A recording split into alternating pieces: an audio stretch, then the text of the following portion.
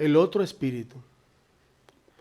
El apóstol Pablo le hace una solemne advertencia a los corintios acerca de la apostasía, acerca de las acechanzas del maligno, y una advertencia que ha trascendido el tiempo y los años y la época hasta el día de hoy.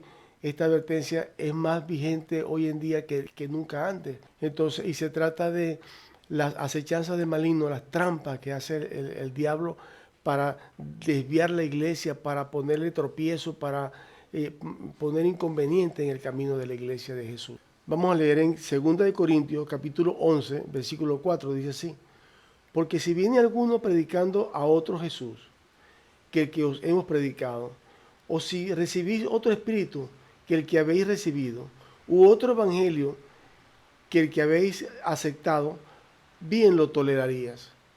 2 Corintios 11:4. El apóstol está diciéndole a los corintios que si viniera otro espíritu, viniera otro evangelio, viniera otro Jesús, ellos lo recibirían, porque ellos no estaban afianzados, enraizados en la palabra del Señor, atendiendo a muchos que le venían a hablar y a predicar cosas que eran diferentes a lo que Pablo le había hablado. En este corto video pienso hablar sobre el otro espíritu. Entonces, porque el apóstol está hablando de que va a venir otro espíritu, otro Jesús y otro evangelio.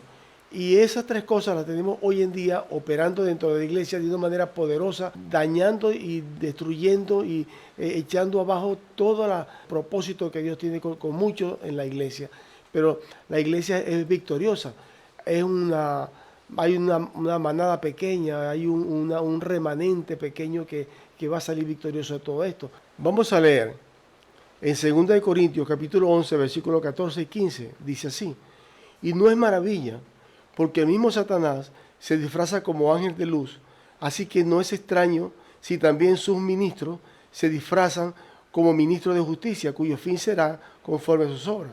O sea que el diablo se disfraza como ángel de luz, y los ministros del diablo también se disfrazan como ministros de justicia. O sea, son como lo que llamó el Señor lobo disfrazado de oveja. ¿Sí? Hay un espíritu, o hay espíritus que tratan de suplantar lo que es el Espíritu Santo, la obra del Espíritu Santo. Y hay personas que se dejan llevar por esos espíritus, y ahí es donde está el problema, porque por causa de no tener comunión con Dios, por causa de no conocer la presencia del Espíritu Santo, por causa de no tener esa intimidad, entonces los creyentes no saben discernir si es el Espíritu Santo o es un espíritu de error. Realmente, si conocemos la Escritura, si conocemos la palabra de Dios, con toda facilidad vamos a discernir cuando se trata del Espíritu Santo o cuando se trata de un espíritu de error. Por ejemplo, hay un versículo que nos habla claramente sobre este aspecto y dice esto. En Mateo capítulo 7, versículos 22 y 23, dice: muchos me dirán en aquel día: Señor, Señor, ¿no profetizamos en tu nombre? Y en tu nombre echamos fuera demonios, y en tu nombre hicimos muchos milagros. Y entonces les declararé, dice el Señor: nunca os conocí, apartados de mí, hacedores de maldad. Mateo 7, 23, 22 y 23. Estos son una cantidad de líderes, son líderes, porque el Señor no los contradice en ningún momento. Ellos están hablando verdad delante del Señor, pero no entraron en el reino de los cielos.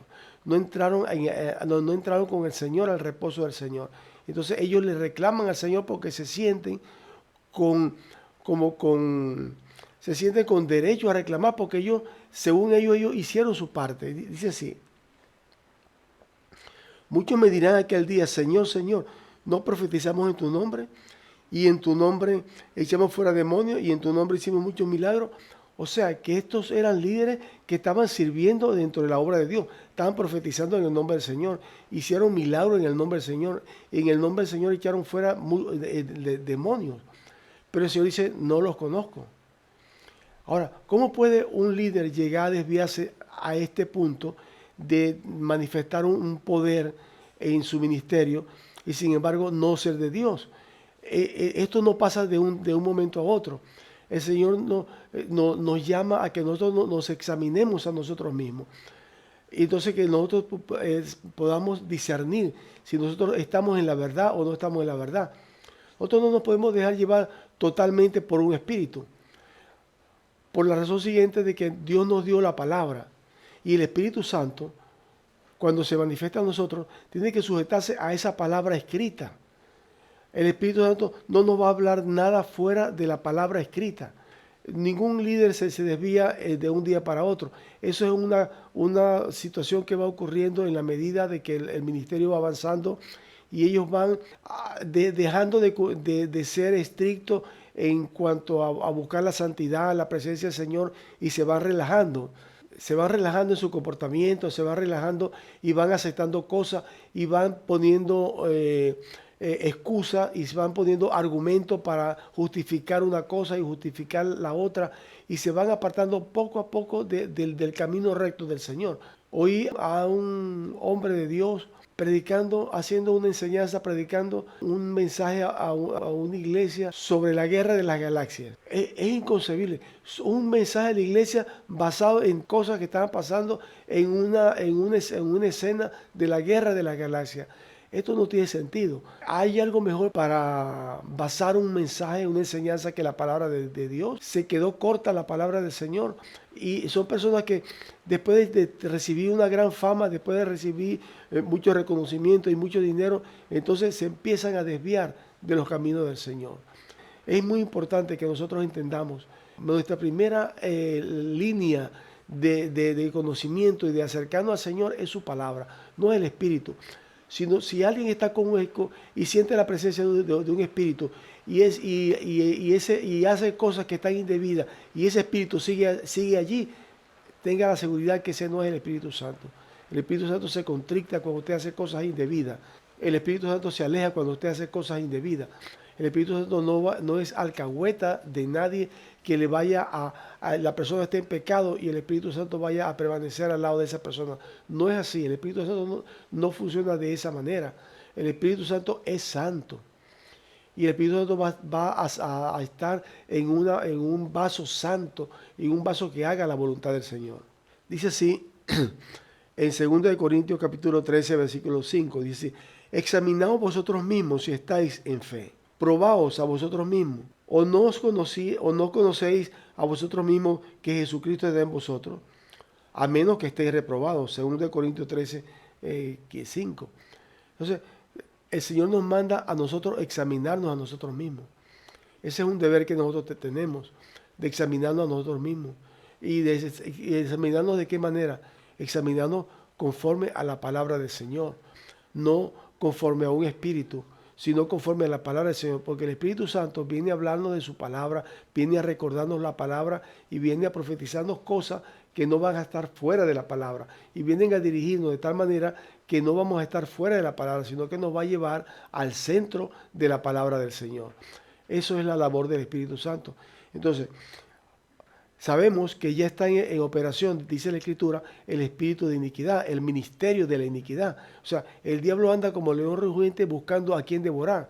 Y hay personas que le gusta lo fantástico, le gusta lo sobrenatural, pero el asunto es el siguiente. Por cualquier cosa sobrenatural que nosotros podamos oír o que nosotros queramos seguir, no puede estar fuera de los límites de la palabra del Señor, porque la palabra de Dios nos pone límite a nosotros. Mientras nosotros permanecemos en esos límites, estaremos en el redil del Señor. Pero nosotros tenemos la posibilidad y tenemos la capacidad de salirnos de esos límites, de oír a otro espíritu.